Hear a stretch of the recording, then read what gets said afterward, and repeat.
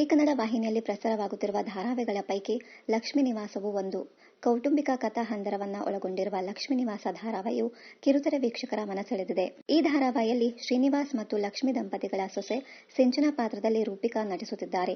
ತಮ್ಮ ನಟನೆಯ ಮೂಲಕ ಕಿರುತೆರೆ ವೀಕ್ಷಕರ ಮನಸೆಳೆದಿರುವ ರೂಪಿಕಾ ಬಾಲನಟಿಯಾಗಿ ಬಣ್ಣದ ಲೋಕದ ನಂಟು ಬೆಳೆಸಿಕೊಂಡವರು ಎಂಬುವ ವಿಚಾರ ಹಲವರಿಗೆ ತಿಳಿದಿಲ್ಲ.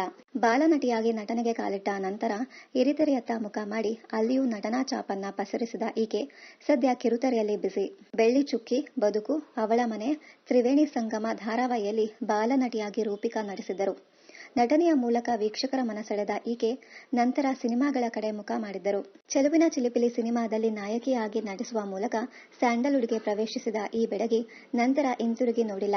ಚೆಲುವಿನ ಚಿಲಿಪಿಲಿ ಸಿನಿಮಾದ ನಂತರ ತೀರ್ಥರೂಪ, ಮಾಯದಂತ ಮಳೆ, ಬೀರ, ಥರ್ಡ್ ಕ್ಲಾಸ್, ರುದ್ರಾಕ್ಷಿಪುರ, ಮಂಜರಿ, ನವರಂಗಿ, ಡೈಮಂಡ್ ಕ್ರಾಸ್ ಸಿನಿಮಾಗಳಲ್ಲಿ ಅಭಿನಯಿಸಿರುವ ರೂಪಿಕಾ ಕನ್ನಡ ಮಾತ್ರವಲ್ಲದೆ ತೆಲುಗು ಸಿನಿಮಾದಲ್ಲಿಯೂ ನಟಿಸಿದ್ದಾರೆ. ತೆಲುಗಿನ ಚಿಲ್ ಬ್ರೋ ಸಿನಿಮಾದಲ್ಲಿ ನಟಿಸಿ ಸೈ ಎನ್ನಿಸಿಕೊಂಡಿರುವ ರೂಪಿಕಾ ಮತ್ತೆ ಕಿರುತೆರೆಗೆ ಮರಳಿದ್ದು ದೀಪಿಕಾಳಾಗಿ. ಕಲರ್ಸ್ ಕನ್ನಡ ವಾಹಿನಿಯಲ್ಲಿ ಪ್ರಸಾರವಾಗುತ್ತಿದ್ದ ದೊರೆಸಾನಿ ಧಾರಾವಾಹಿಯಲ್ಲಿ ನಾಯಕಿ ದೀಪಿಕಾ ಪಾತ್ರದಲ್ಲಿ ನಟಿಸುವ ಮೂಲಕ ಕಿರುತೆರೆಗೆ ಕಂಬ್ಯಾಕ್ ಆದ ಈಕೆ ತಮ್ಮ ನಟನೆಯ ಮೂಲಕ ವೀಕ್ಷಕರ ಮನಸೆಳೆಯುವಲ್ಲಿ ಯಶಸ್ವಿಯಾದರು.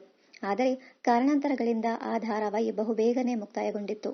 ತದನಂತರ ಜೀ ಕನ್ನಡ ವಾಹಿನಿಯಲ್ಲಿ ಲಕ್ಷ್ಮೀ ನಿವಾಸ ಧಾರಾವಾಹಿಯಲ್ಲಿ ಸಿಂಚನಾಗಿ ಕಾಣಿಸಿಕೊಳ್ಳುತ್ತಿರುವ ಈಕೆ ಅರ್ಧದಲ್ಲಿ ಸೀರಿಯಲ್ ತಂಡ ಸೇರಿಕೊಂಡರು. ಈ ಮೊದಲು ಸಿಂಚನಾ ಪಾತ್ರದಲ್ಲಿ ಅಭಿನಯಿಸುತ್ತಿದ್ದ ದಿವ್ಯಾಶ್ರೀ ಅವರು ಪಾತ್ರದಿಂದ ಹೊರಬಂದಾಗ ಆ ಜಾಗಕ್ಕೆ ಬಂದ ರೂಪಿಕಾ ಇಂದು ಸಿಂಚನಾ ಆಗಿ ವೀಕ್ಷಕರ ಮನಸ್ಸಲ್ಲಿ ಸ್ಥಾನ ಪಡೆದುಕೊಂಡಿದ್ದಾರೆ. ಅಂದಹಾಗೆ ರೂಪಿಕಾ ಕಿರುತೆರೆ, ಹಿರಿತೆರೆ ಹೊರತಾಗಿಯೂ ರಂಗಭೂಮಿಯಲ್ಲಿ ಸಕ್ರಿಯವಾಗಿ ತೊಡಗಿಸಿಕೊಂಡಿರುವ ಬೆಡಗಿ. ಬೆನಕ, ಪ್ರಭಾತ್, ಸೂರ್ಯ ಕಲಾವಿದರುಗಳು ಜೊತೆ ಮಾಸ್ಟರ್ ಹಿರಣ್ಯ ಅವರ ನಾಟಕಗಳಲ್ಲಿಯೂ ಈಕೆ ಬಣ್ಣ ಹಚ್ಚಿದ್ದಾರೆ. ನಟನೆಯ ಹೊರತಾಗಿಯೂ ಈಕೆ ಅತ್ಯದ್ಭುತ ನೃತ್ಯಗಾರ್ತಿ ಹೌದು. ಒಂದಷ್ಟು ವೇದಿಕೆಗಳಲ್ಲಿ ನೃತ್ಯ ಮಾಡಿ ಸೈ ಎನಿಸಿಕೊಂಡಿರುವ ಗೆಜ್ಜೆ ನೃತ್ಯ ಸ್ಟುಡಿಯೋ ಎನ್ನುವ ನೃತ್ಯ ತರಗತಿಯನ್ನ ನಡೆಸುತ್ತಿದ್ದಾರೆ. ಇನ್ನಷ್ಟು ಕನ್ನಡ ಧಾರಾವಾಹಿ, ಸಿನಿಮಾ ಹಾಗೂ ಇನ್ನಿತರ ನ್ಯೂಸ್ ಅಪ್ಡೇಟ್ಸ್ಗಾಗಿ ಚಾನೆಲ್ ಅನ್ನ ಸಬ್ಸ್ಕ್ರೈಬ್ ಮಾಡಿ. Thank you.